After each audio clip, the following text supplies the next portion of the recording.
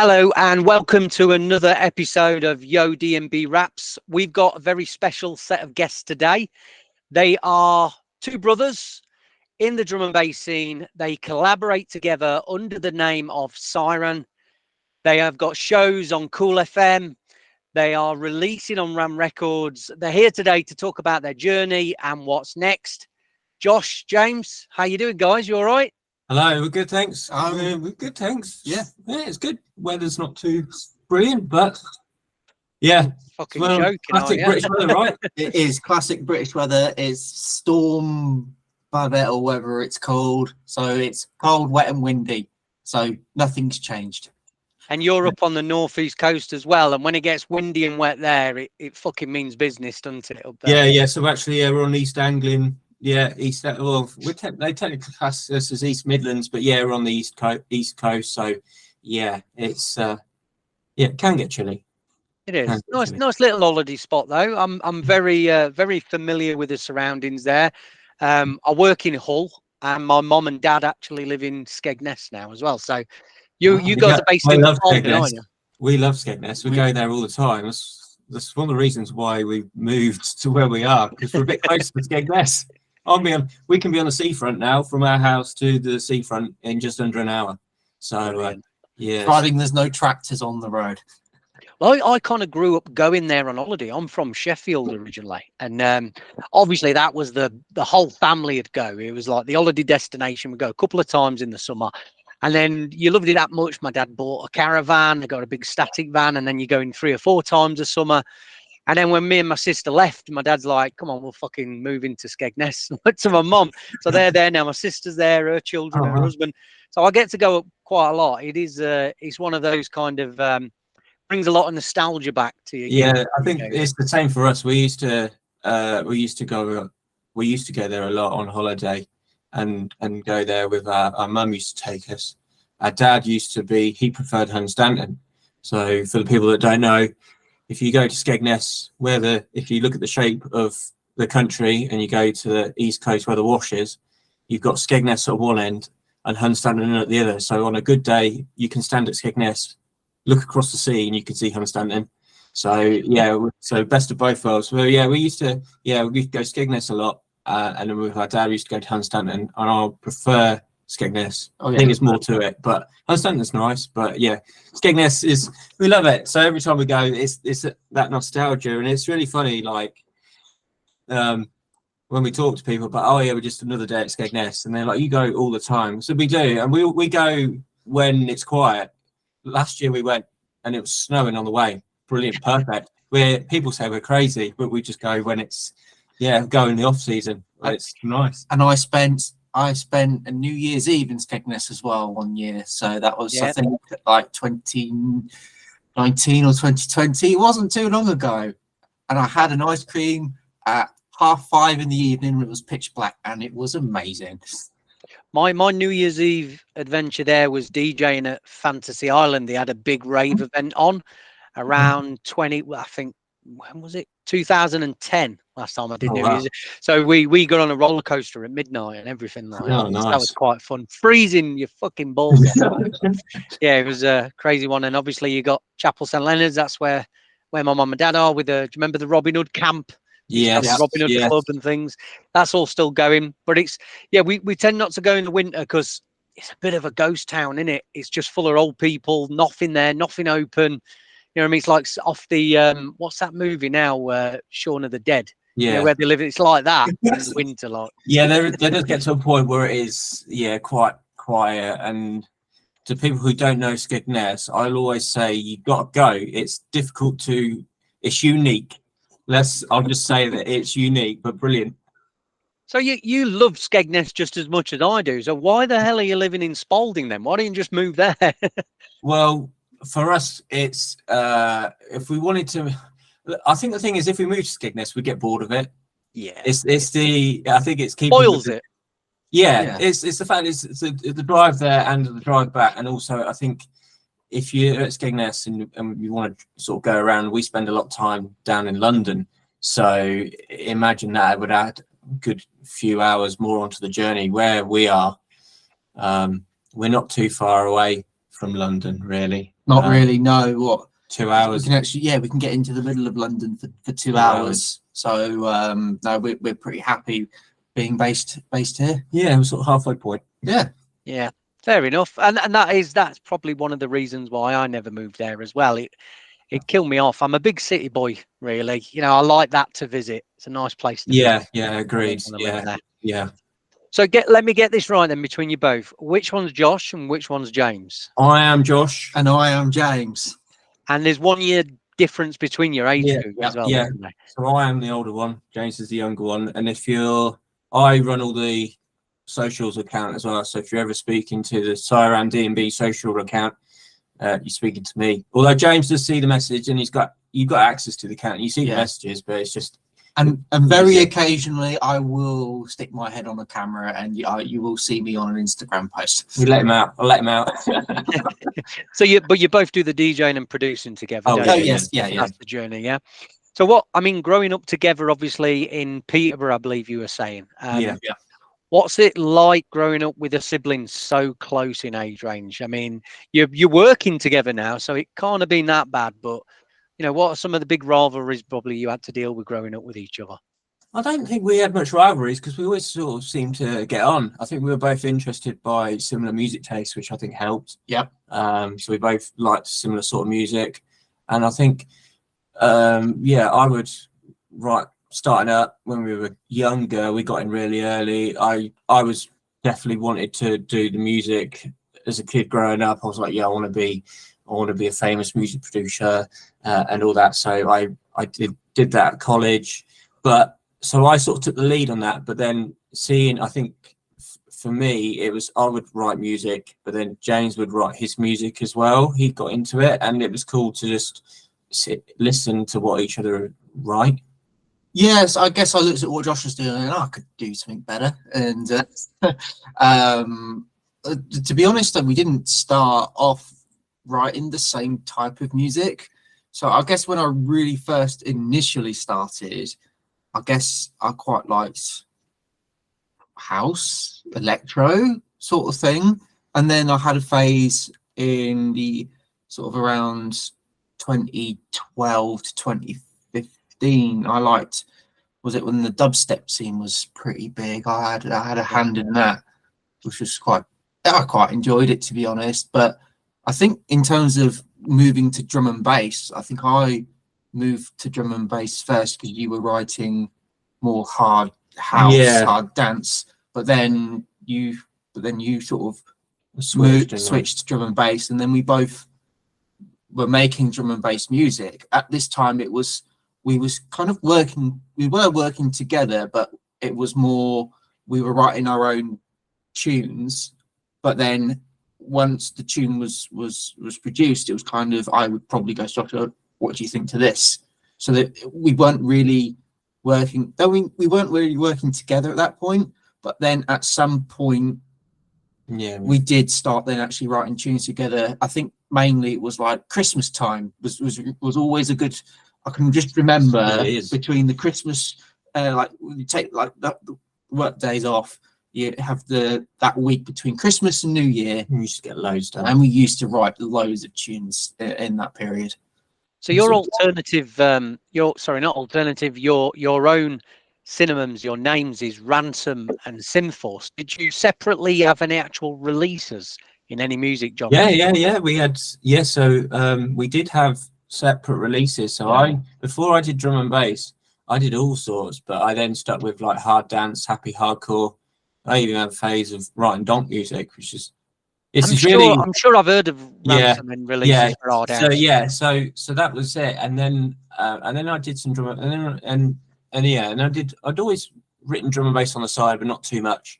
And then we did have single releases on our own as drum and bass on various labels. We had a couple of home labels, and that we used to write tunes for. Shout out to Default Recordings, based in Milton Keynes. Yeah, from someone that we know. And then I think it was Inner Rhythm was another label that we earlier on we started. I didn't want to when you're getting into drum and bass, it was very easy or we weren't sure. You're stepping into a new genre for the first time. I always have this habit and mentality of just take it one step at a time and try and surround yourself with people who who are in a similar position to you potentially, or just sort of keep it to one or two labels. And we did. We I can't remember because it was quite a long time ago, but I think we just at the right time we found these labels that were just starting, and then we built up a relationship with them.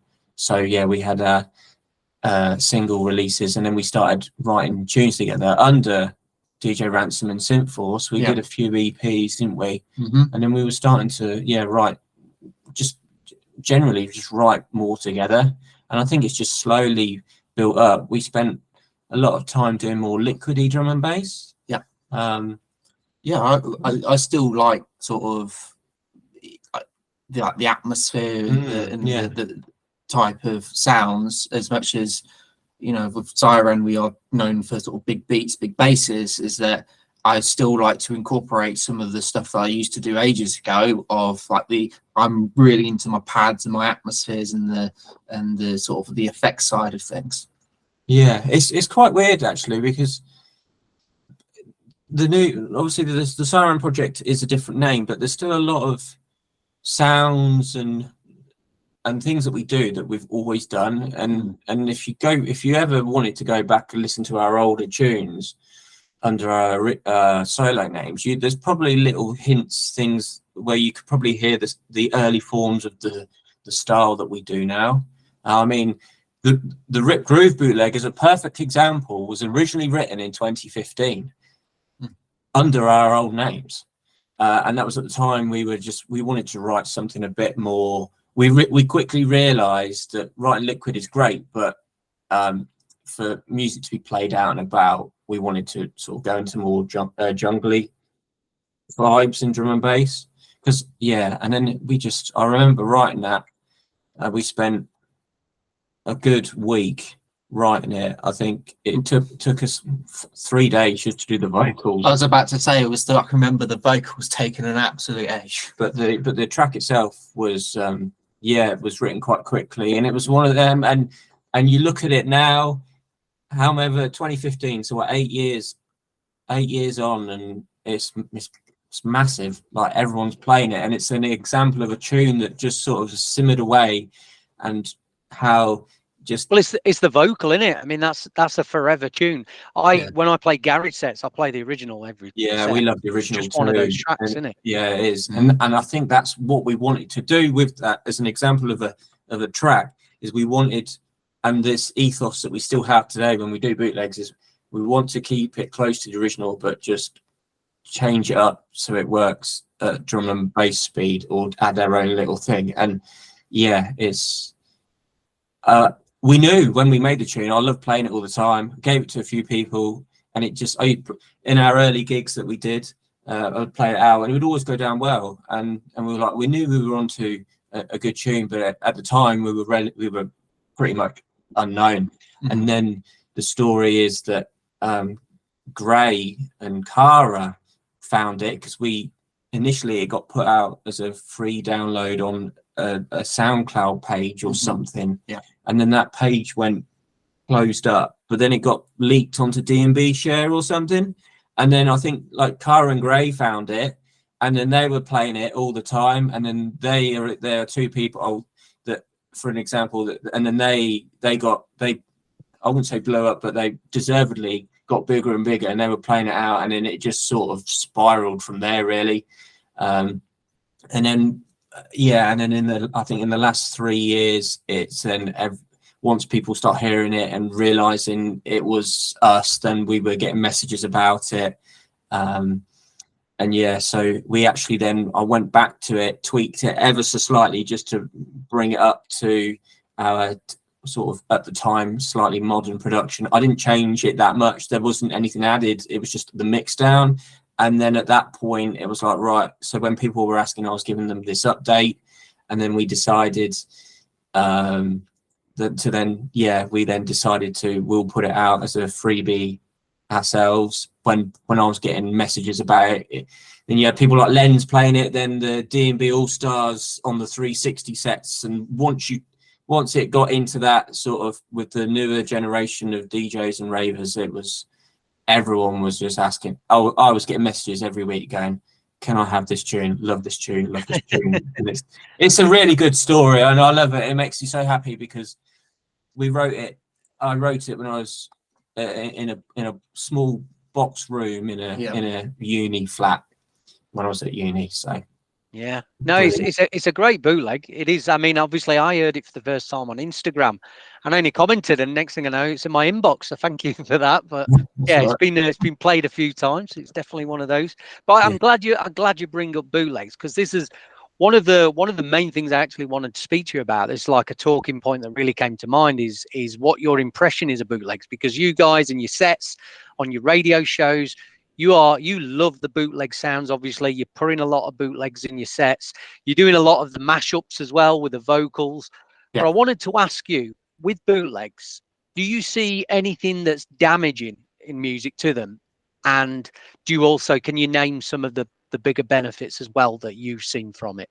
You may have answered that last one a little bit, but just want to see both sides of the coin from your opinion. Yeah, I think it's an interesting one, because I think now with how there's a lot more producers coming in, and with production and the technology now, it's I think it's really good to, like you say, just to have something in your sets to complement your DJ sets, or just to give it out to a few people.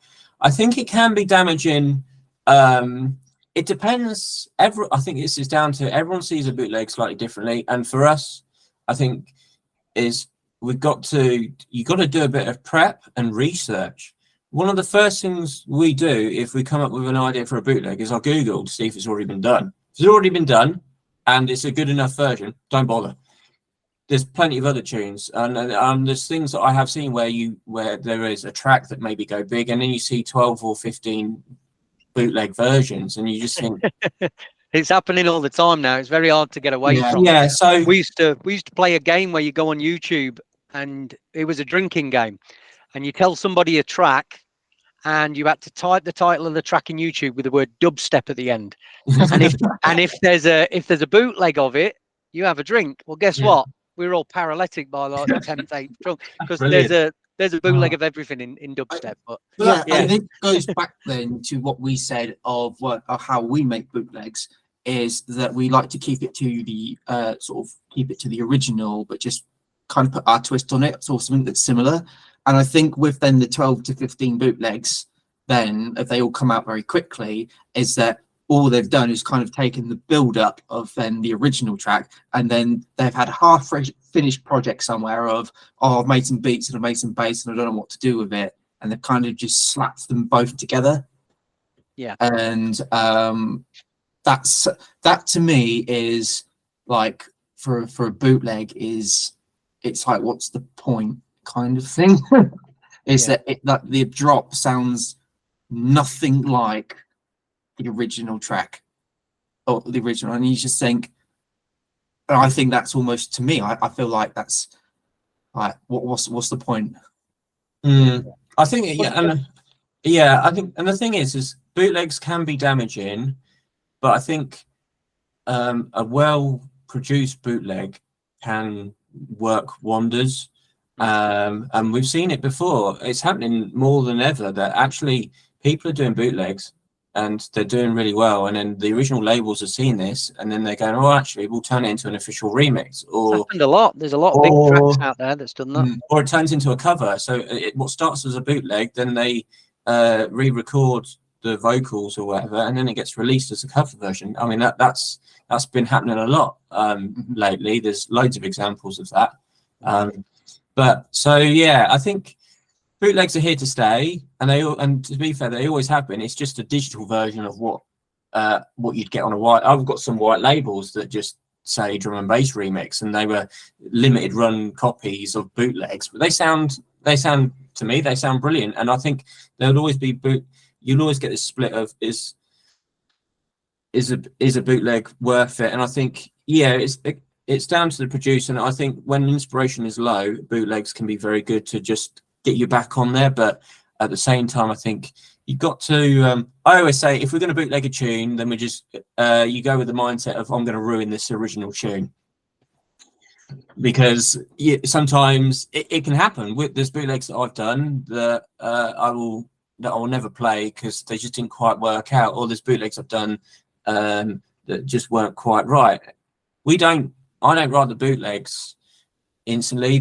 I think some of them the idea is been there for a long time, like a year, and then it's just making sure that you got to get it right, or I'll write down the idea and then spend time, because and you can do some digging as well. Especially, it's a lot better if you've got remix parts available, or now with the technology of like the artificial intelligence, the AI stuff, you can do a lot more than what just the original, which is what we've been doing, and or you replaying a lot of the parts yourself. So and I think we do bootlegs in waves, we do bootlegs in waves, and then just have a few and give them out to people and have them for our sets. So this year we've done sort of 3 or 4 doing the rounds. We've been doing trance tunes, and again it's trying to fuse something together that's like trance with drum and bass, but again, not every tune works at drum and bass speed. That's the hardest thing, but it's good. It's good fun actually, and it's just something different. And like I say, I Google first, and if it hasn't been done, then we go, brilliant, right, there's something we can tap in. So I think bootlegs, there can be too much, and I think there's times where actually if you do a bootleg, take out all the bits that are the bootleg of the track and see if you can turn it into an original track, because originals are always, labels can sign originals, labels can't sign bootlegs. So I think there's a big opinion about it at the minute going around the internet. I mean, obviously, as we know, if you're into drum and bass, you've heard Baddadan, and within days of that track being releasing, there was a few remixes going about, a few bootlegs, and by the looks, one got played a few times at Let It Roll, and I think Chase and Status were actually online posting about how they weren't happy about it as well. But again, how do you look at it? Like I say, if you're remixing another genre, should that fall into this thing that you shouldn't do it, or is it because it's the same genre mixing into that genre again, it's too soon? I guess there's a lot of proverbials to it, isn't there? Yeah, there's a lot of angles to why you should or shouldn't. I mean, personally, I love bootlegs. I think, they definitely benefit both people. They benefit the original artist, and they benefit obviously the artist that's doing them. But I still get the counter argument as well, Yeah, I do. Why, I think, why have you done the Baddadan bootleg? Yeah. What's the why? Why have you done it? Is it because you want to ride the hype train and try and get as much views and exposure? Then no, you shouldn't be. Or is it yourselves who's bringing a new tune, who's bringing an old tune into a different genre? That's a different. But then if you've listened to Baddadan and you've gone, I could do a better version, then maybe. But then Baddadan is it is a good tune, and to then make it from a good to like a better would be very difficult. I think like, I know there's a lot of, I want to use Tap Ho the TC Tap Ho as an example, like the AMC remix of Tap Ho, that to be honest, personally, I thought Tap Ho the original was banging, and then the AMC remix came out a few years later, and that was great, but to be honest, I'd actually still play the original in my sets. Not because I don't think it, like the AMC remix is bad. It is a good remix, but I just don't think it doesn't add to it, does it? It's just a different take on it, really. That's a remix that's been asked, and I think this is the thing is, the whole Baddadan thing it's really, I can see both sides, and I do think we have this in drum and bass where we have these unwritten rules, and I think that the new generation coming in, or the younger generation, they sort of look at these rules, inverted commas, and go, why? And to be honest, I can see where they're coming from. Like, we do have these unwritten rules that we all follow. It's just been passed down, and personally, for me, I wouldn't bootleg a drum and bass tune. It's like, it's like crapping on your own doorstep. There's so much music out there.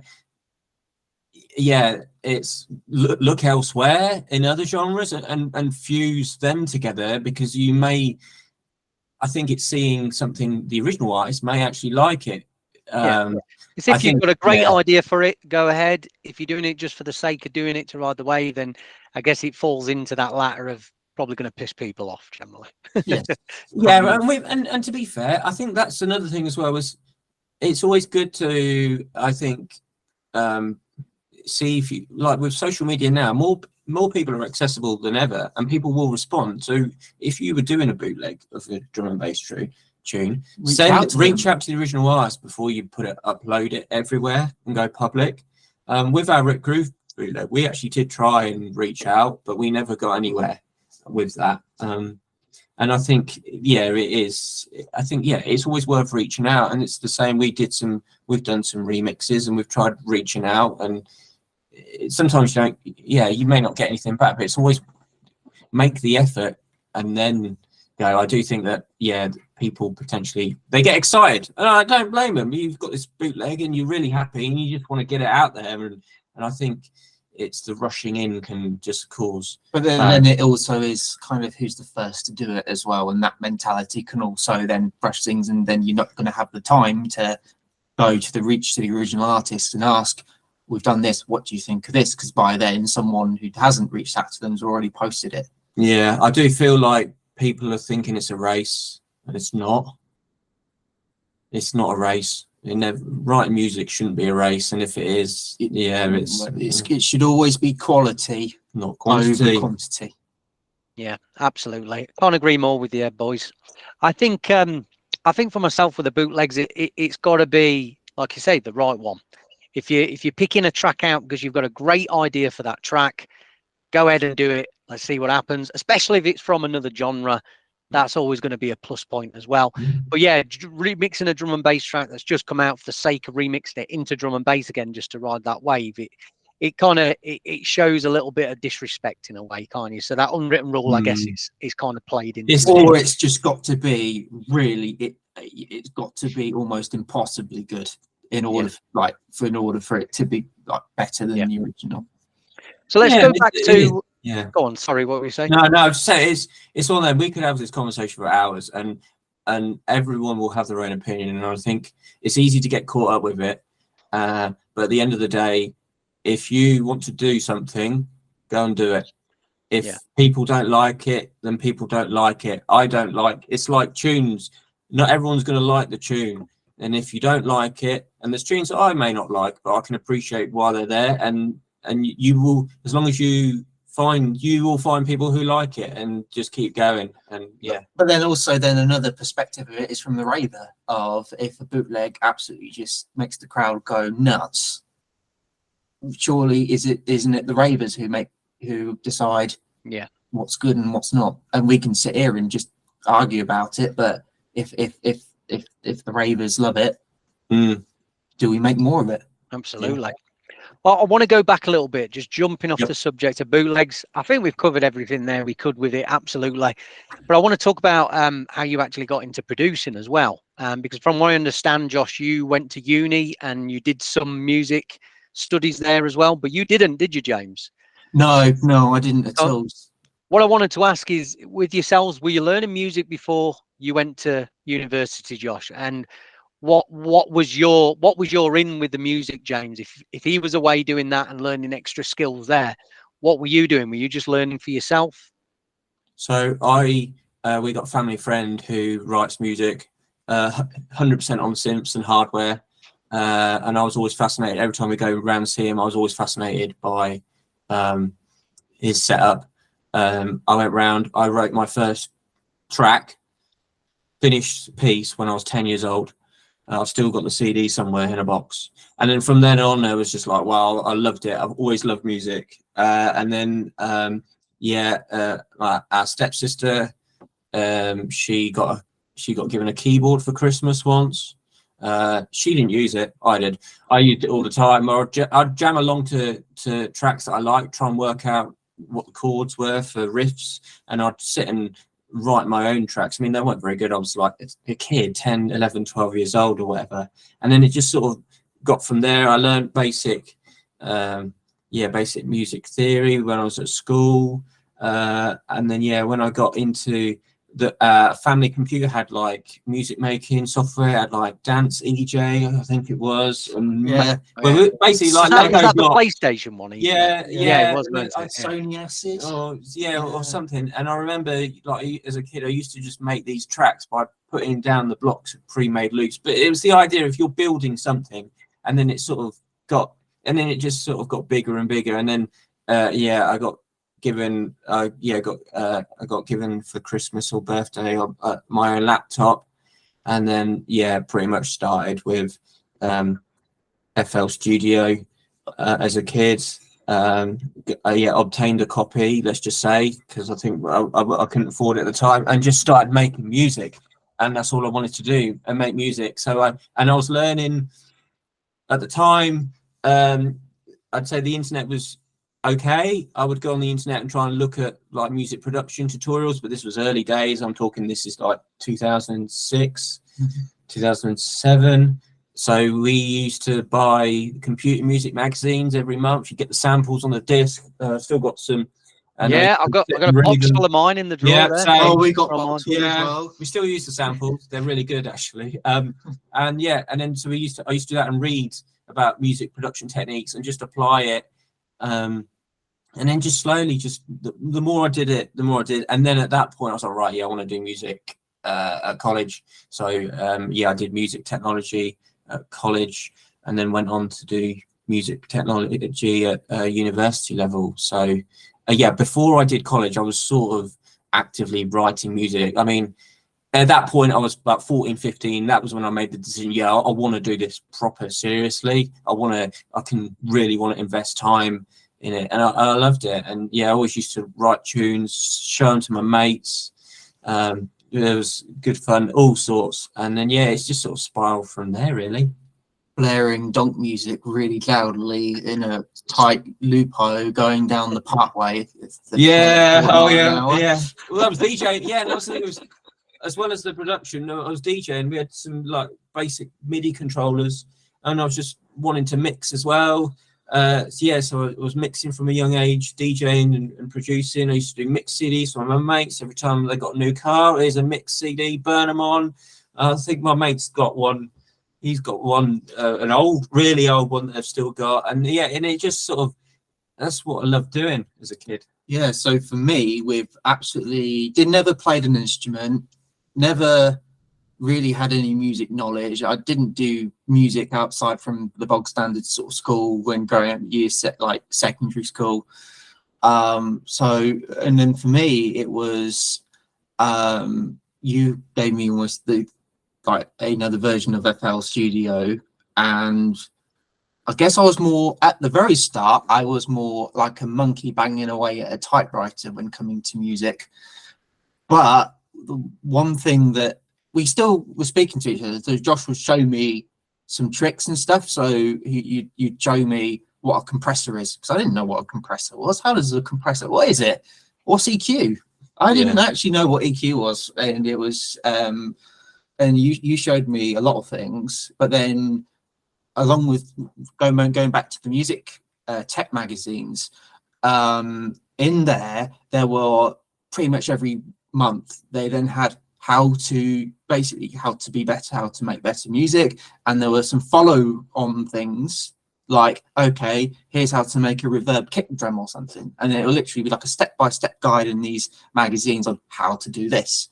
And this is, I guess, before now, where if you're struggling to make a massive bass sound or something in Syran or Massive or whatever, and you can just simply type into YouTube how to make it, and then you can probably put in how to make it sound like X artist as well. No doubt someone's done a YouTube video of that, and it's like a step-by-step guide on how to do it. But for me, then it's just sort of very like taking it as face value of just following instructions. For me, I was also kind of thinking, okay, I couldn't explain to you why if I tweaked something it would change the sound, but it was sort of remembering, okay, if I do this, this is kind of what happens. And then I then went into more DJing. Really, I still produced, but not as much as you. I went into more DJing, and there was like an online site that was called Mixify, and it was way ahead of its time, actually, looking back at it now. But basically, it's like it was almost like a version of Twitch, where you had rooms, video and audio feed, and you could stream online. And to be honest, it was an American website, and there was not many UK people on that site to start with. And so when we started actually playing drum and bass, I think no one had ever heard of it, like stateside. And I still liked a lot of house music and electro and stuff, so I still kind of played the mix. But it was, for me, that period of like 2011, 2012 to like 2014, 15, I was very big into the DJing side of things, and I got pretty good at DJing then. But then I sort of, that site closed down, and then we started working on more music together at that point.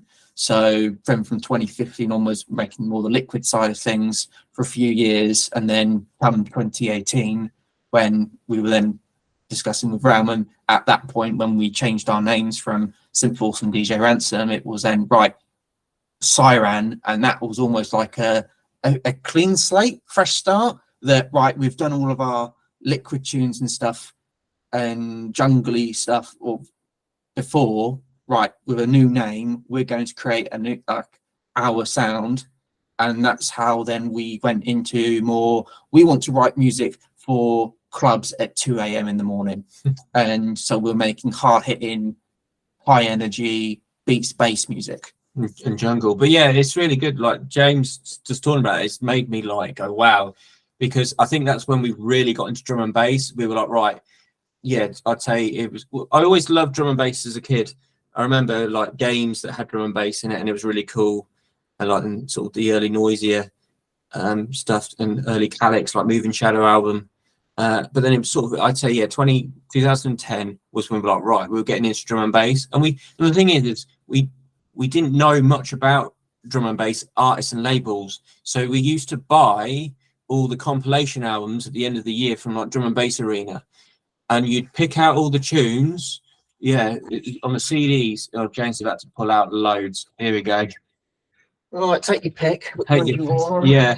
So we've got 2019. Like all of these. And so you'd get like all the single track versions. And it was a way for us to be introduced to all these artists that we didn't know. And then from there, it was like an open rabbit hole. Straight down, we love this artist. Okay, what label are they signed to? And we pretty much used to buy so much music to do these drum and bass sets. How DJs acquire music. Start with compilation albums, you just pay $5, you get 60 tracks, pick off the ones that you like.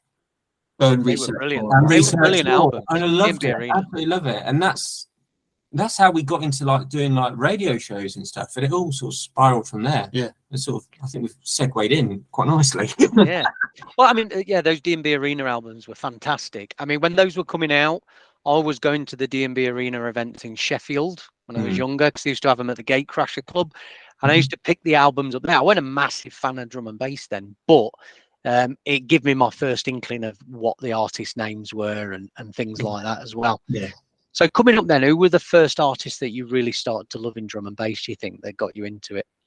So shout out to Pendulum for the first CD of Hold Your Colour back in 2005. Now the early Noisier stuff, Calyx, Moving Shadow album, No Turning Back, because that was on the computer game, the Need for Speed.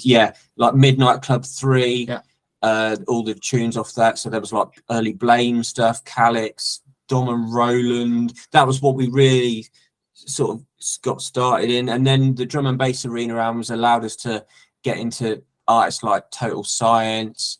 Also then obviously the Ram, Andy C, and then Ram Wilkinson, Subfocus. I mean, I've still got some old videos that Subfocus did on the computer music from like 2008. They were brilliant. I've learned so much off them. Yeah, so yeah, but the nightlife, Andy C nightlife Nightlife series, also with the hospitality Yeah. ones as well. So one of the big artists I look up to very early on was like Danny Bird with Supersize being the first album. Yeah. So that for me was really, I was a massive Danny Bird fan. I remember hearing Red Mist on the radio for the first time, Radio 1 in 2008. And I had it cranked up. My dad come running up the stairs and turn that down. I've never heard bass like it. It was unreal. So you got to think 14, 15-year-old me going nuts to Red Mist. Do you remember the front cover CDs you'd get as well from like Mix Mag and DJ? Yes. There was a hype one. There was a DJ Rap as well. So my schoolmate gave me, he was like, because he knew I was into drum and bass. He was like, "Oh, Josh, you may like this."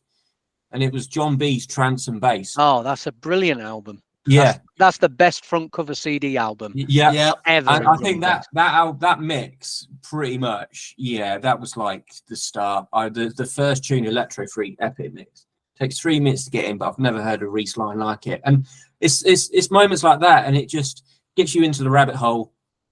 And then before you know, and then you go, "Oh, I like this artist." So it's difficult to say like specific artists. But it's just this whole world. It was like we'd opened up. But the thing is, as well, we came in quite late. So you open up in the mid 2000s or the sort of late 2000s. But then the first thing we think of is, right, actually, let's look at the history. Let's go backwards and how it started. Jungle, Original Nutter. I do remember that.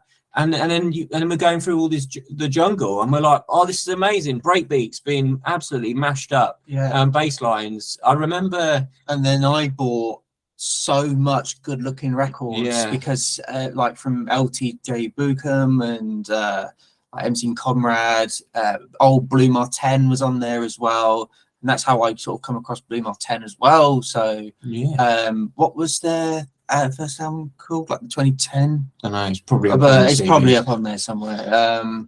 But yeah, Jungle. Yeah, so we went back to go and actually research the history, because it's fascinating. It's something that I really love doing. I love finding out about how drum and bass is today and where it started, and artists and stories about how tunes were made, how like they were pressed up. And the dub plate houses. And it's really interesting. I love it. And that's something I've always sort of, and it's allowed you to find out about the genre, and then the more we know about it, and then the names that we recognize, and then it just sort of goes from there. So it's like, say, the Hospital, Ram, all the big labels, Shogun, Audio, all the big labels is where undoubtedly you're gonna find yourself drawn to start with, and then once you're in, it's then right where if you start with a subgenre or you find it, then you go even further, and there's so much. And then you go to like about Critical, maybe Samurai record, and it's just sort of fairly. Drum and bass is huge. It's a massive genre. There's only house, techno, and drum and bass that's like that as well, isn't there? There's not many other genres that have that amount of depth when it comes to the subgenre. And there's time and tracks that are timeless, but then gems that you can play, that we do in our sets, tracks that are over 10 years old that you can play, people won't recognize them, and they'll go, "Oh wow, this sounds like a new tune." You're like, "No, it's not. This is just a gem from 2012 from Spy or whatever." And it's like, and drum and bass is I remember a tweet that someone put out to say, if you want to instead of playing dubs, just play tunes that are from 2012 today, and people won't have heard of it. And I'll be honest, that's the mentality that we've been doing for the last, because those were the tunes that we started playing, mixing. So it's a Syran DJ set will have tunes from over 20 years, because I can't play all new tunes. I like older tunes, and there's tunes that some tunes stand up really well, some tunes don't stand up well. Tried and tested though as well, isn't it? You've got to think, if they are older and they're released, they're very much more than likely tried and tested. I have a similar method with that, and one of the ways I kind of do a similar thing to you guys is my hard drive. The way when I grab a track, download it or get it on dub or whatever, it gets categorized, and at the end of the title of it, so it's artist, title, label, I put the year, and I do tend to have a skip through my hard drive every time I have a gig and look at just random years or random labels just to remember something there. So it's easier to search, and I'm going to drag that in. I think recently I found, do you remember Nero? They were a big dubstep act, drum and bass. There was a Satisfy tune, and there was an audio bootleg of it. Oh, and yes. I had a copy of that, and I'm like, I haven't played this in nearly 10 years. And I started with it at a Neuroheads event, and I had like message after message after set. What the fuck was that bootleg at the beginning of the set? And like you said, so it's about 10 years old, buddy. Yeah, it's brilliant, and there's so much music. We do, like when we're DJing, we do have and we're doing gigs, we do have this. We like to be hard on ourselves about. We have strict rules on what we do, and we sort of. I came up with the idea, but. So the rule that we have for when doing gigs is, apart from us, our own tunes, we limit only one tune from one artist. So it means that because we don't want to play all the culture shock, all the focus. I don't want to play 5, and it makes it difficult because it means there's that is difficult. That's very difficult. But it also means that we have to go looking for tunes. So and it's nice because you've got all these artists. Tracks that you're playing, some new, some old, but then it means, like, if, for example, you take someone like Subfocus, for example, straight away there's 5 or 10 tunes I'll go, yeah, I'd love to play that, but it also allows you to sort of rotate in and out, and it means that every gig that we play is going to be slightly different, or there's combinations that we've practiced and tried, tested, that we know that work, and it's just good. Because it's like, you'll be amazed at how fast the hour can go, and it's like, oh, it's brilliant, but I've played only 5 artists' tunes, and I just think it's So a rule like that. Obviously, we'll play loads of our own tunes, but I like that because it means as DJs we're having to look. You've got all this massive library of tunes that we like, play them, and then it means you can play more. It reminds me of a bit of I mean, going back to what you said about old tunes being, to a lot of people, they don't recognize them, they think they're new. And that's obviously the new generation of drum bass coming in.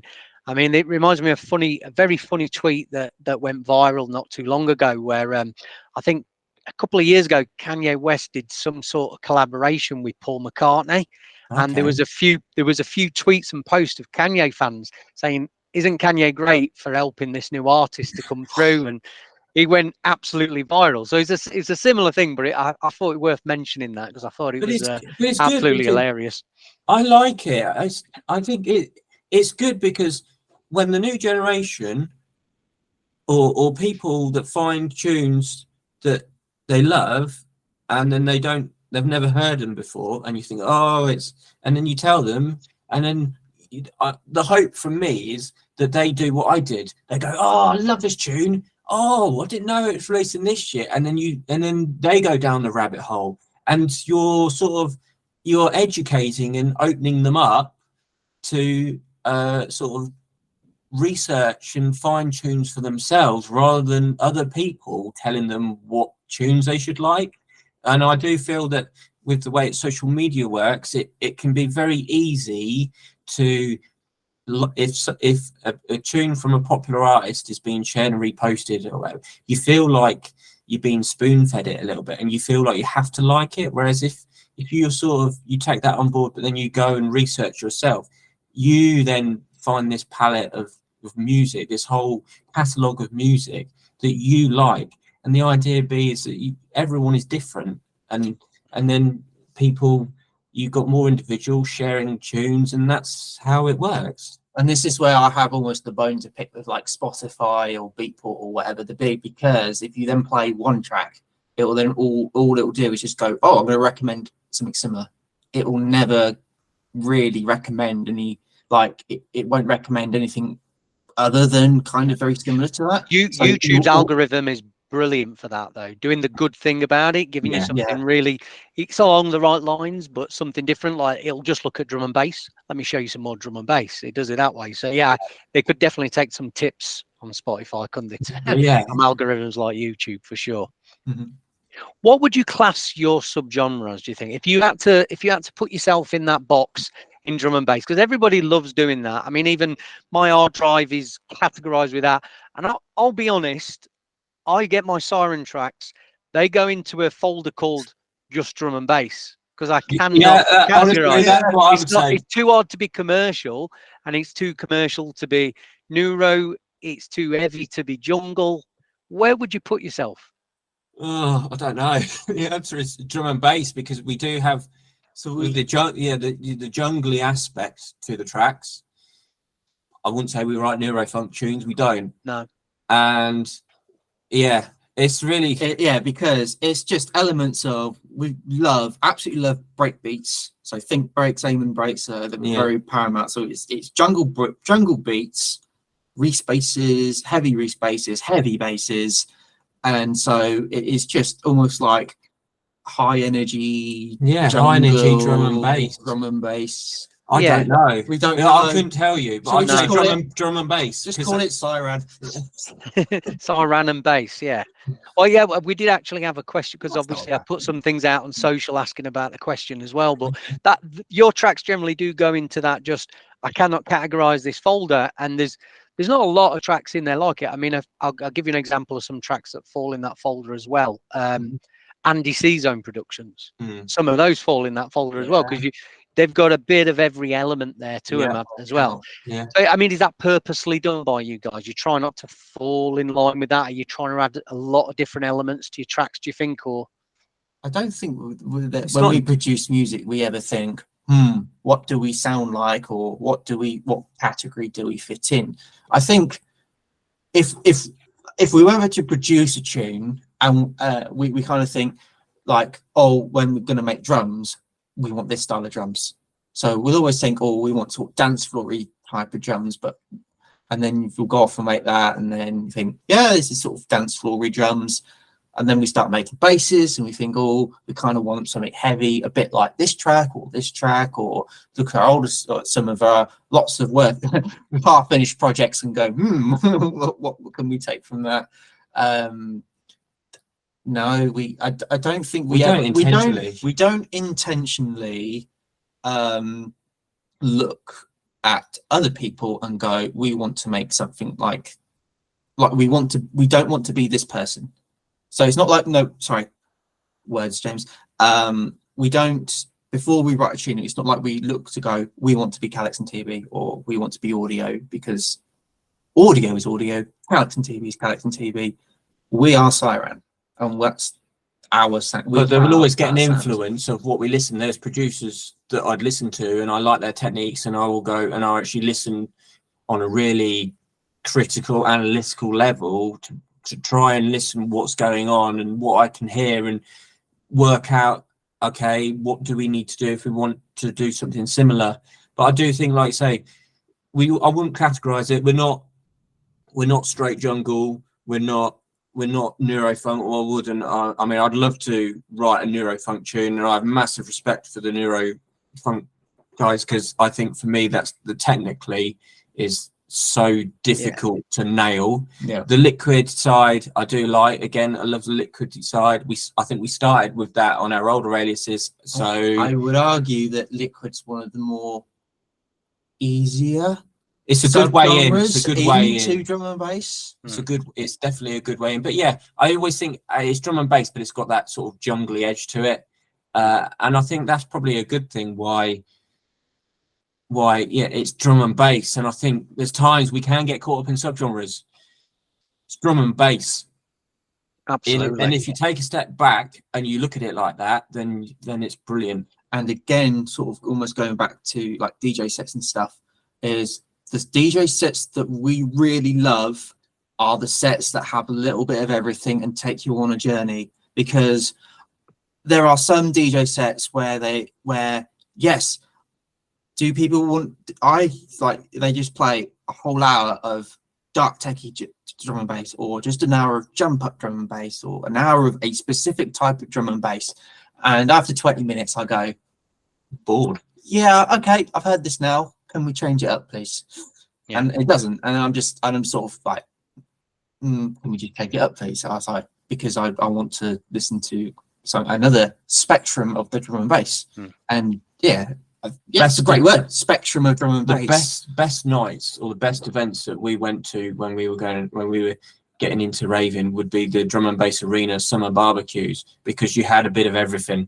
Yeah, Poland Bryson, Kyrist. I remember one. Yeah, it was 2018, and it started with like Galaxy, Cove, Kyrist, Prototypes. King of the Rollers came as one of the guests. Yeah, this was 2018. Benny House. This was peak foghorn time, and it was brilliant. And it was a day or a night of a bit of everything, and it was lovely. And I wish I'd love to see.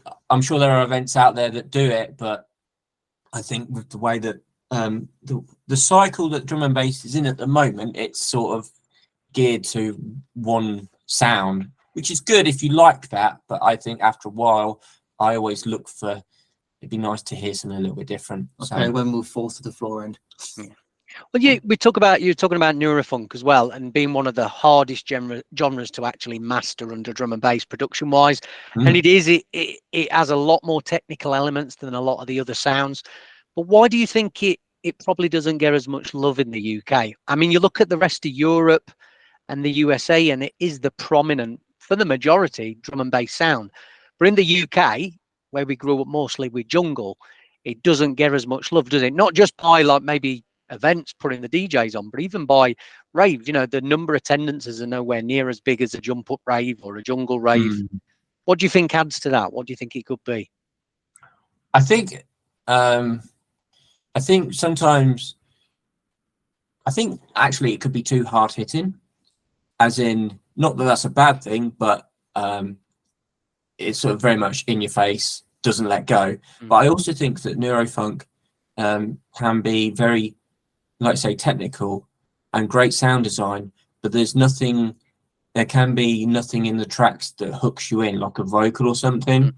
But there are stuff like that though as well. There is, like, yes, yeah. You could easily get those guys on a big event, and yeah, just like I say, you can find subgenres under subgenres of Neurofunk. Yeah, definitely. And I'm not saying that there isn't vocal Neurofunk out there, but I think I don't know. Is the honest answer, but I do think that, like you say, I think it's just because of the history of where jungle and drum and bass came into.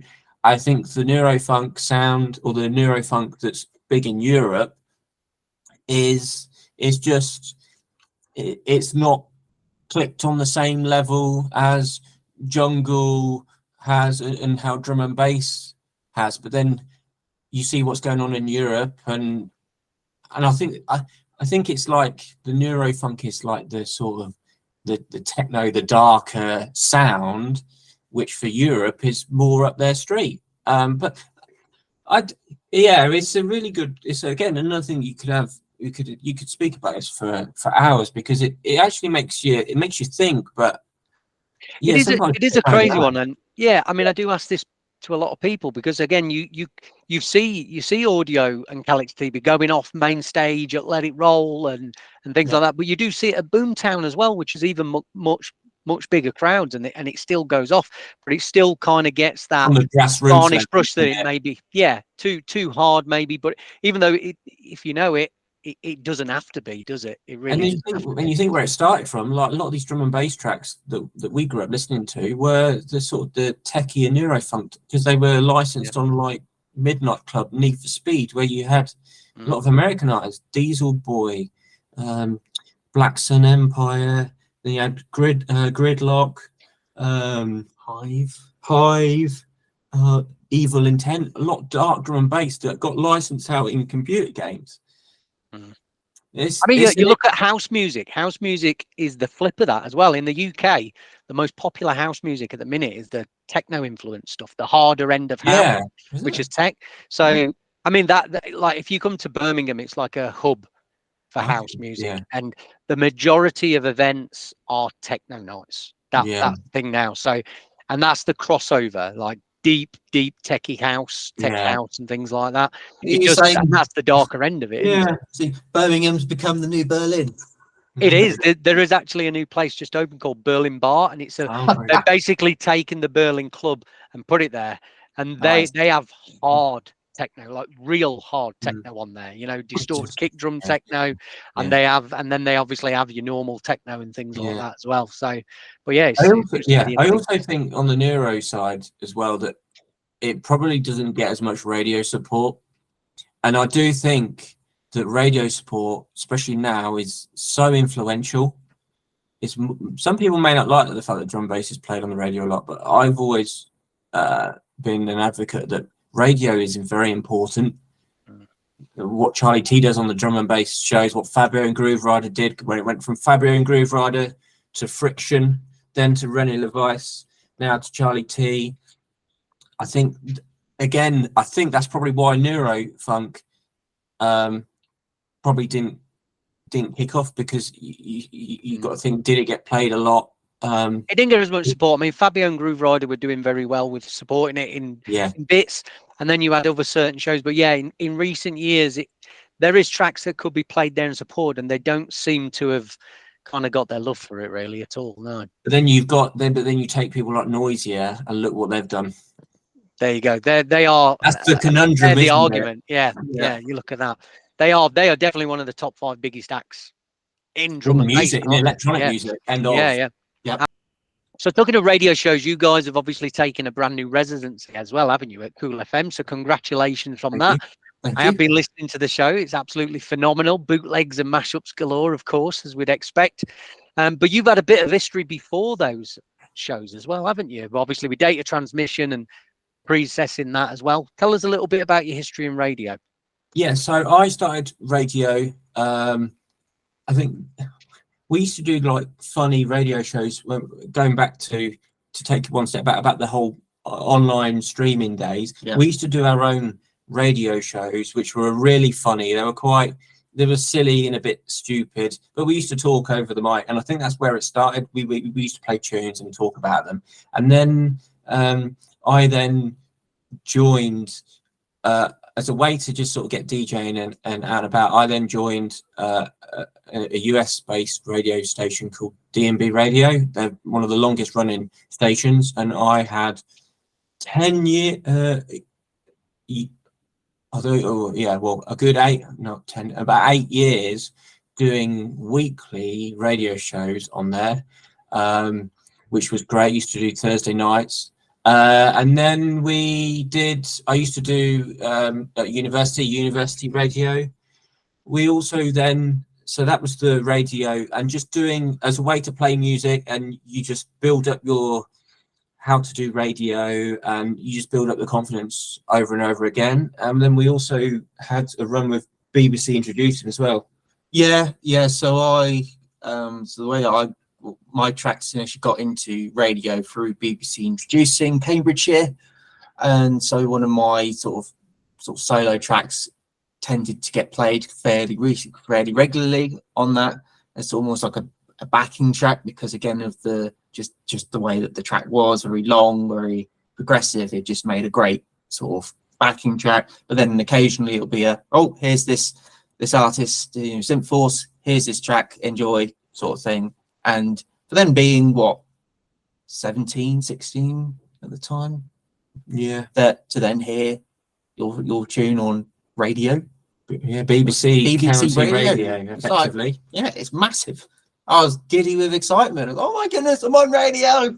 What was your first radio played? Was it recent, or is it going back a bit with your old Hard House and other music? Yeah, so I had so my first ever radio play was a Hard House track on the Kutski. Used to do the Hard Dance show on Radio 1. Brilliant. I had some tracks on there as well with my hardcore stuff. Yeah.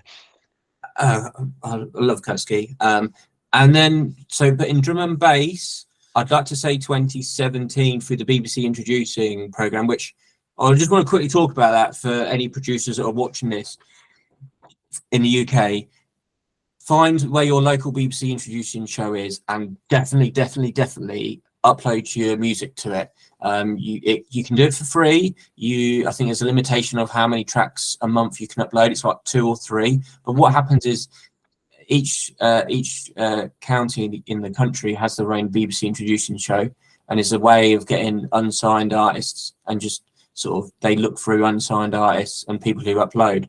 And and that's how we got in. Our first radio plays were from that. You told me about this, James, and once I heard about your track being played, I then uploaded it, and the presenter at the time noticed, because we were in Cambridgeshire, and Cambridge was always quite folk heavy as a genre, quite folky, or they used to do a lot of folk tracks and then the odd sort of dance track. But to hear drum and bass at the time was like, whoa, different. So the presenter at the time, his name was Tom.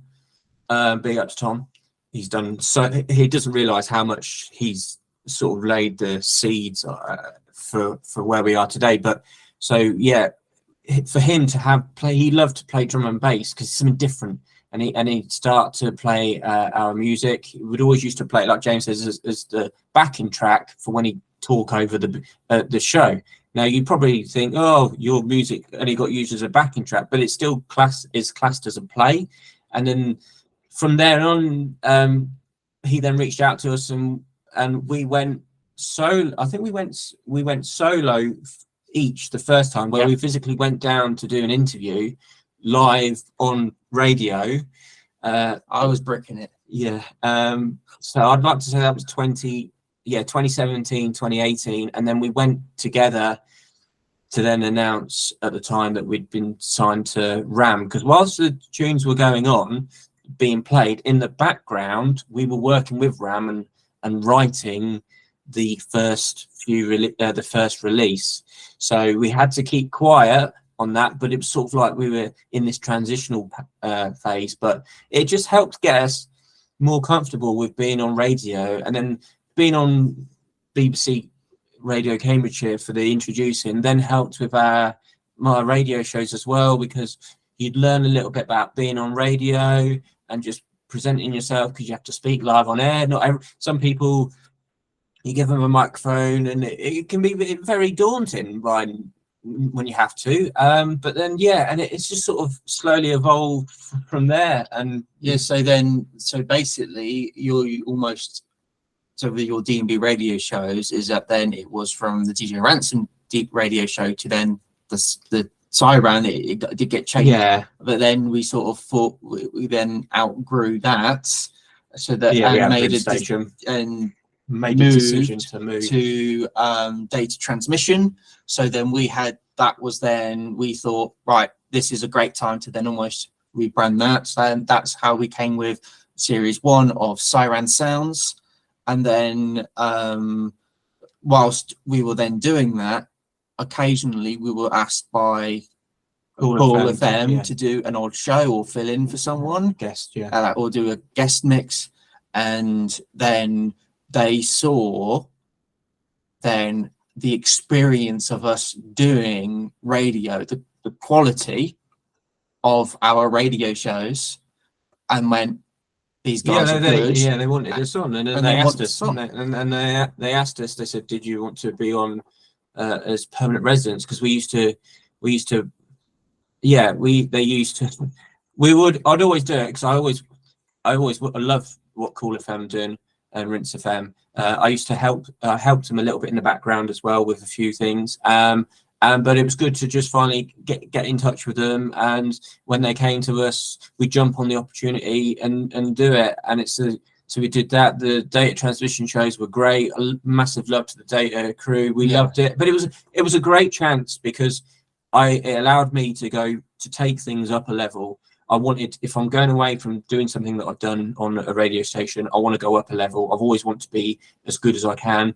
And we were like, right, okay, this is now, we're now doing a show where we have to sort of effectively pre-record, but it allowed me to delve into radio production. All the jingles I wrote myself, stuff like that, jingles, stingers. I used to sit and write them, do voiceovers, and then learn to, and then create the scripts and do the voiceovers, and basically edit it all together so that it's a finished, polished show, and then upload that. And the more that you do it, the better you get. And that's what I would say to anyone who's wanting to start doing radio shows, or they just want to get into a mix series or whatever. Take your time, have fun with it, play the tunes that you want, present it how you want to be, and go from there. And for us, we've always wanted to come across as like we are now, very informal and just like as though you're speaking to the listener at the other end.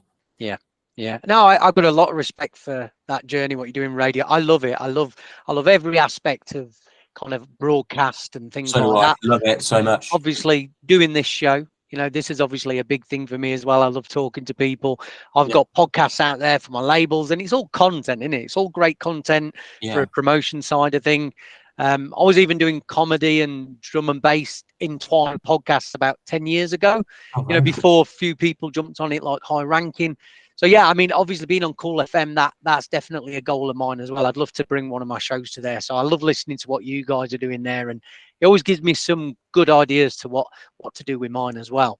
But your Kool FM show, obviously one big part of you getting that show is obviously you're signing with RAM Records, the premier organization in drum and bass. Debatable to some maybe, but there's no denying that history that they've got there.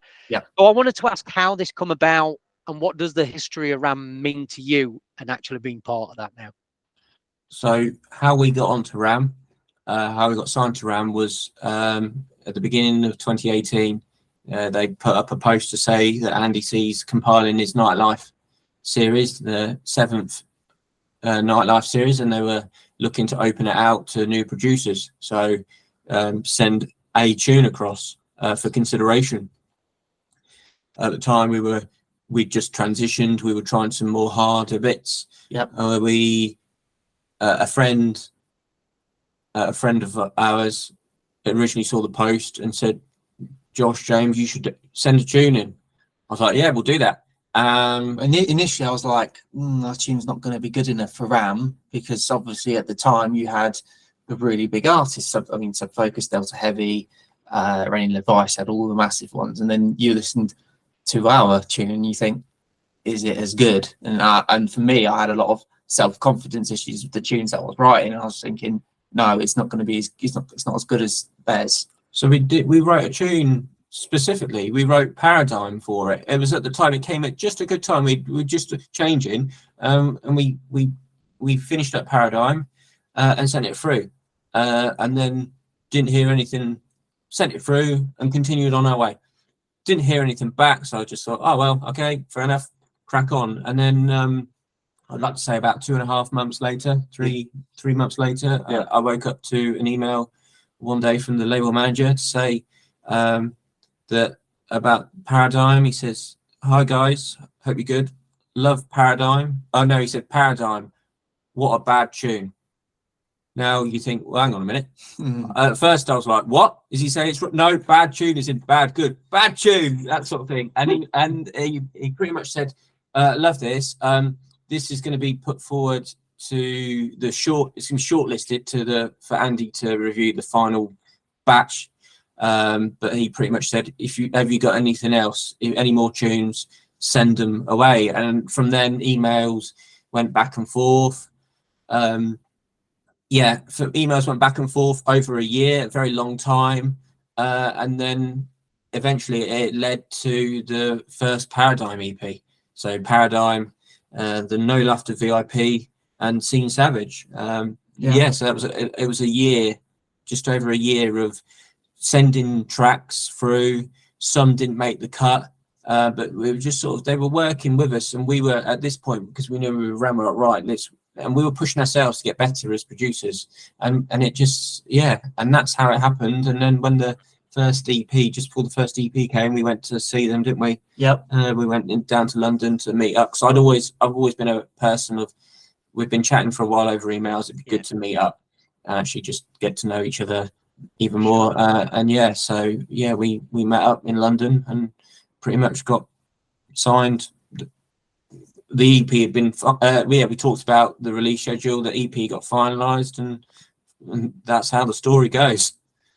For you then, you mentioned how long that journey was from hearing Paradigm to it finally getting out and getting signed up, that year-long journey. And one of the things I do hear from a lot of artists who get signed to big labels is the length of time it takes for the music to come out. Is there any advice that you can give on that in terms of, kind of holding your nerve with it, not getting pissed off and just having that expectation?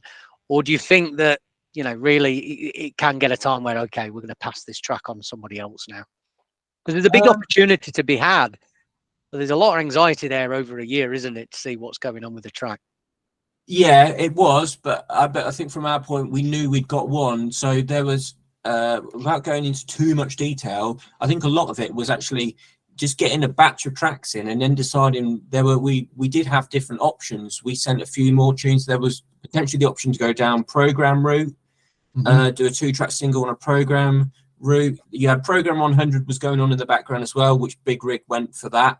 But it actually, I think a lot of it was just trying to get a batch of music that they were happy with at the time, that they could see having a long shelf life. But at the same time, when you're coming into it, it can be tricky, because if you're starting out, the ability to jump up levels in terms of competency in production skills is tricky. And you think, well, Baddadan was written in 2018, and then the final version of Seen Savage was a year later, but it's making sure that it's not too noticeable. I would say hold tight. And from our experience of releasing on RAM, it's been the tracks are not written in a linear fashion of, okay, that the first release means that the track got written first. It's all down to release schedule and what they do. And yeah, it takes a long time, and also we had the thing of, even the hardest thing is we couldn't tell anyone. We could not tell anyone. We were not allowed. We had to keep this really quiet. So imagine for 18 months, only was our friend and our family were the only ones who knew. So we had to continue. We couldn't just go quiet on the Ransom Synthforce. So in the background, we were basically, at one point, we were doing a parallel alias releasing. Was it exclusive with RAM as well? Yes, it was. So were you allowed, I mean, obviously through that 18-month process until there's any announcement, were you allowed to still release music and make music elsewhere? Yes, so that's why the Syran name was like this new project. This is what it's going to be. And from that point on, from when we knew things were like with RAM, we stopped writing music under our old names. But we were still finalizing up some EPs and some tracks that we had with these other labels that, again, had them sat ready to go. So we then worked with them to just have this crossover period, because I didn't want to. We asked ourselves, do we try and keep two names going? And it's like, no, you can't. Let's do it. Let's end the solo stuff. It's been a great run. And it sort of led to the Syran project. So yeah, I would say it can be. I don't know how the other labels work, and some of our tunes took years to release. I mean, the first EP took a while, but we wanted to get it right. And then some tunes, I would say an average was a year. And then there's been some tunes where we've had a quicker turnaround. It's all down to release schedule, and you've just got to hold fire and not get too anxious. And I think there is, with the way that music's consumed these days, I can see why people are getting anxious. But at the same time, once you've finished a tune or a batch of tunes and you've got them signed, brilliant. Move on to the next ones. And we have this mentality of, okay, stuff that we write now is going to be released in a year time. So you always work a year ahead. And as long as you're writing music, that's all that matters. And the idea in an ideal world is you want it so it's nice and regular releases. And that's where you speak to labels, build up the relationship with the labels so that you can get an idea of what their release schedule can work with, and be honest with them and say to them, if you are releasing with multiple labels, keep them all in the loop about what else you've got going on, so that they can try and schedule things. You can work with them to schedule things, and they can work with you, because it's about building a good reputation and the communication between you as the artist and then the record label. And that was one of the things that really helps us through that 18-month process, was we were good at communicating with each other and knowing where things were. So it wasn't like we were just kept in the dark for many months and then out of the blue, oh yeah, by the way, this has happened. So, yeah, they were working with us, basically what A&R. They were, at the time I didn't really know, but they were working with us, and I learned so much, because you learn how a big record label works. And at the time, and it still is, at the time, there was the whole of RAM was being run by about 5-6 people. At the time, I was like, wow, it's mind blowing how a massive brand, and it's been looked after by a small team of people. But I learned, and that's the thing, a chance to with the label manager, when we met up, I'd ask him questions on things that he knows, and the same with the person who does all the PR, ask her what she knows, and just all this knowledge, industry knowledge that you can take as an artist. And actually, when you go to labels and you've got an understanding of what the behind the scenes and music business side works, labels like that, because it means you can work with them to make it easier. Yeah. And I've learned so much. I'm always learning, and that's what it's about. It's some artists, it's very easy to send a tune in, get it signed, and then sit back and expect the labels to do all the work. And then you talk about all the learning. Have you got any plans to take that learning and create your own record label? Do you think that's going to be on the cards at any point? Not yet, no. Well, have we considered it? Yes. Have we thought that we have the knowledge and time to do it? No. It's such time consuming. It's respect to all the label owners out there. It's so difficult, and I'm organised, but it's so many working cogs, and it relies on other people. And you may be organised, but not everyone else will be on the same level as you, and that can be one of the hardest things to do. And that's why when we've been working with RAM, I've always been like, if we need to be as easy and just be, if they ask us to do something, do it right away rather than leave it to the last minute. You're right with it, definitely. Be proactive. One of the main things with RAM is it's organisation. You know, one of the things that allows me to run 3 record labels is organisation. Without that, there's absolutely no chance of doing it. So to have those moving parts and that machine actually functioning right, everything's got dates, everything's got a schedule, and as long as they all fall in around that, you're okay. And you can kind of every release, okay, we'll just throw that into that pot, that date, and it helps a lot. It helps a lot with the organisation rather than just doing things on the fly, for sure.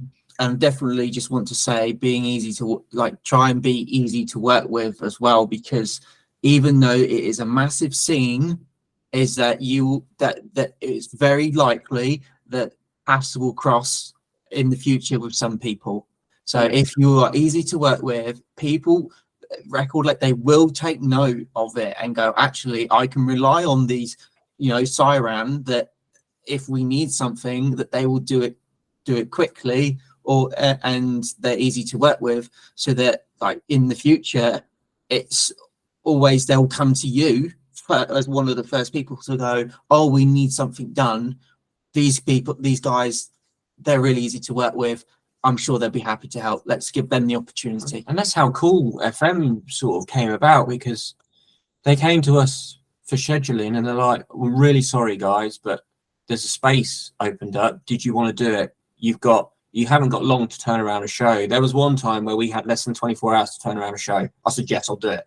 And I pretty much, the plans that I had in our life, whatever we do, I said I pulled it to one, pushed them out, and I did it was a long night, but I got it done. And I think sometimes I'd love to say that the whole music industry is very much organized, but there's times where it isn't, and can be a bit lastminute.com. But if you somehow get asked and you can do what you can to turn it around, people will remember that and opportunities can come. I don't like doing it. I like to be organized and have time. And when you sat there trying to do voiceovers at 2 o'clock in the morning, you think, why am I doing this? But then once it's done, and you've submitted it within the time and it's happened, they will remember. They wouldn't know that you've stayed up till 2 a.m. to do voiceovers, but it's like they've come to us for a short turnaround, and we produce something of quality within that time. Thank you. Big thank you. And they'll go, and it's like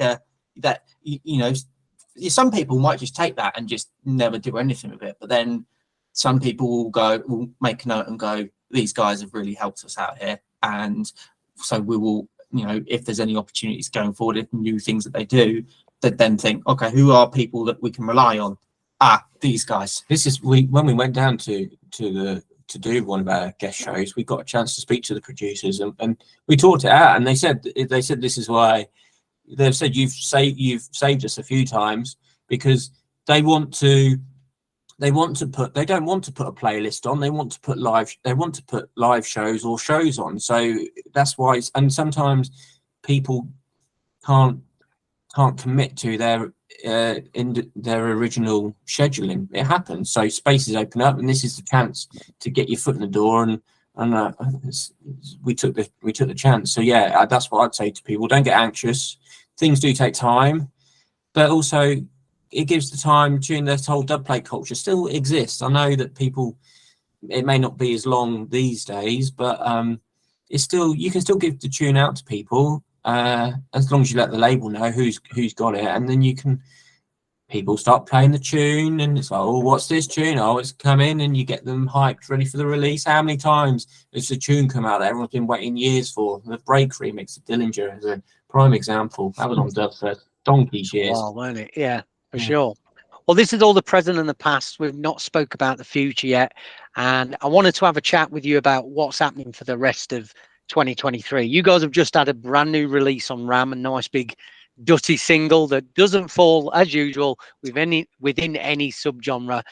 But release-wise, gig-wise, what's happening for the rest of the year with you boys? So the rest of the year, we've just had a release, latest release, Ripper, and then 3 weeks before that we had Baseface. So we had a lot of singles a lot of tracks lined up, and we wanted to try and release a little bit more frequently. So we've got another release planned in November, a couple of weeks time. Yeah, so we're thick and fast, but we didn't want to do EPs. We wanted to do singles just to keep them, just keep things going and let each track shine. And then so that's for release.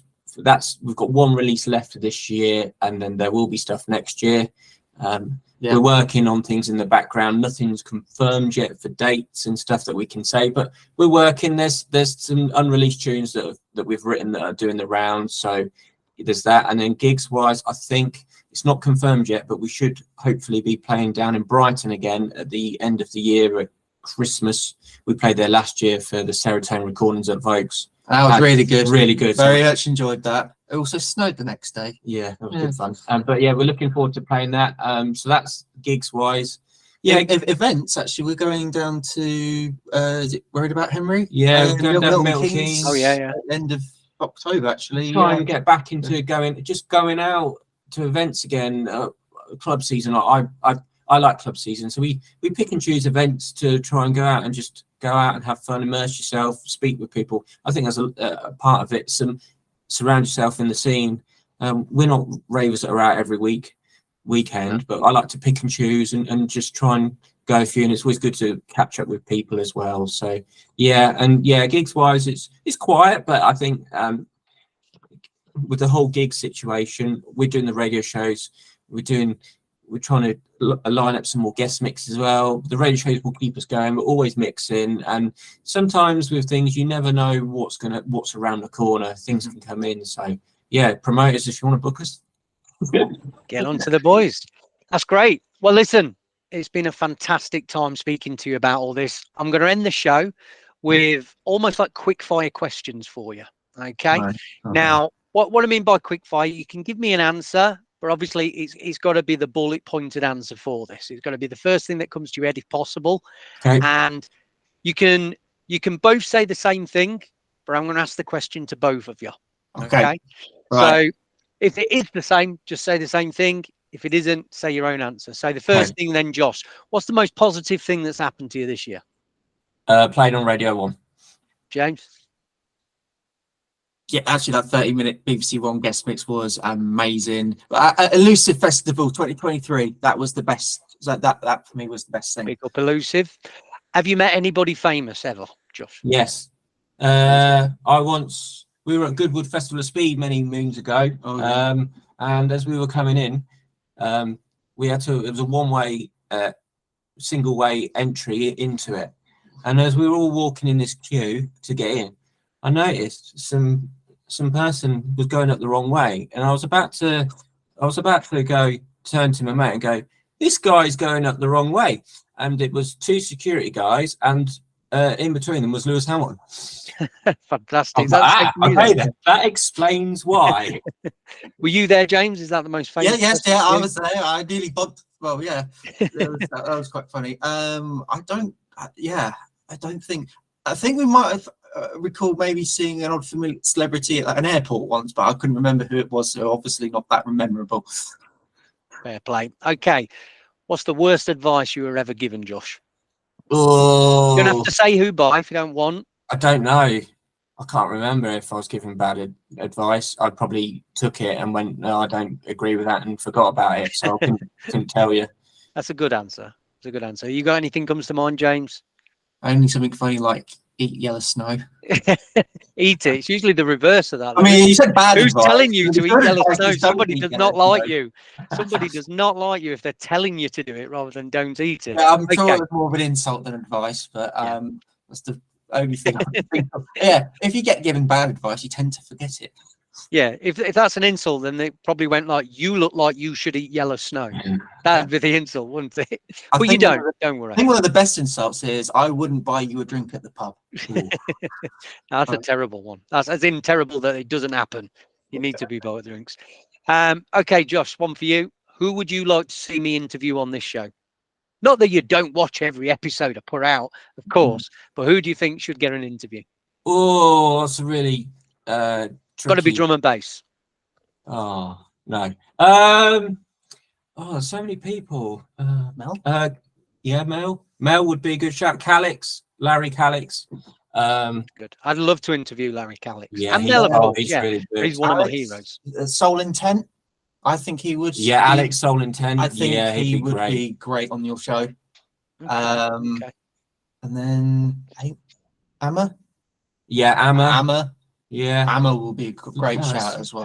Who not to? There's so many great Yeah. people. There's Hope we're not saying anyone that It's all about who's got a story though, and who's got something. Like I say, one of the main reasons I If you wanted want to get in touch. stories, then then Yeah. TV or Calix or TV. There's some great stories. There, There's some definitely. belters.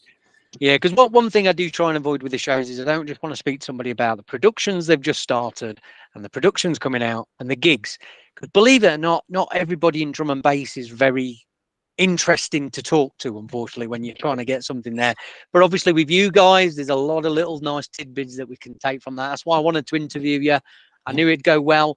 The bootleg thing is obviously a big thing as well. I think that's a real good touching point for this interview that we had. So I'm glad we covered that. But last one, if there was any track that you wish you could have made, what track would it be? And that could be any genre. Oh, any track that I wish I could have made. Now the answer Conflict Messiah would probably be a shout if I wish I'd made that, or Mr. Happy. Mr. Happy. And then for me, it probably would have been, is it 808 Pacific State? Oh yeah. Oh, yeah. Adamat Circles. Oh yeah, great See, tune. Mr. Happy, I think from what I've heard, is Hazard does see that as a bit of a bane of his life as well. It's like a bad itch that won't go away type of thing. That's not me saying that. Apparently, that's come from the man himself. So yeah, take that as you will. A great for longevity, but to a producer, it might not be. Yeah, I've just thought of one.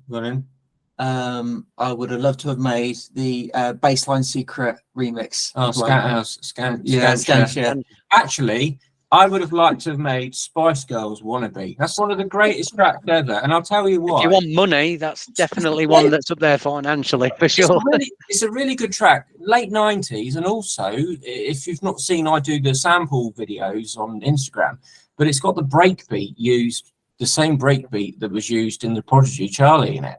And I love stuff like that. It's so good. There's a lot more crossover in pop tunes to like drum and bass and breakbeats, especially in like the late 90s. Yeah. What is it? An S Club 7 tune that has a think break in it?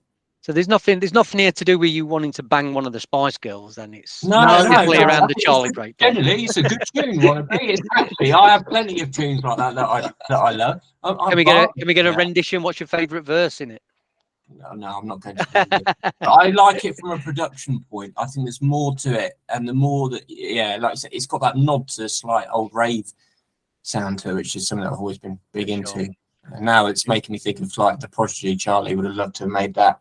What? Yeah. And then Yeah. stuff like Fatboy Slim would have made like right here, right? Yeah. Or Huge Rockefeller Skank. Yeah, Isn't so it? much. This is Praise a you. great thing about So many. music, and I'll tell you as well, like, if you love drum and bass, listen to music outside of drum and bass. There's so much great music out there. And there's times where we don't listen to drum and bass, and I'll have times where I just don't want to listen to it. I want to listen to something else. And there's good chances from a producer to take inspiration and influence from anything. We got what is it? Josh's Jams Spotify playlist. Yeah, in the car. Yeah, it's a playlist that I made, which has loads of tunes from like that we grew up listening to from parents, sort of the 60s stuff, 70s, 80s, 90s, a lot of early 2000s stuff.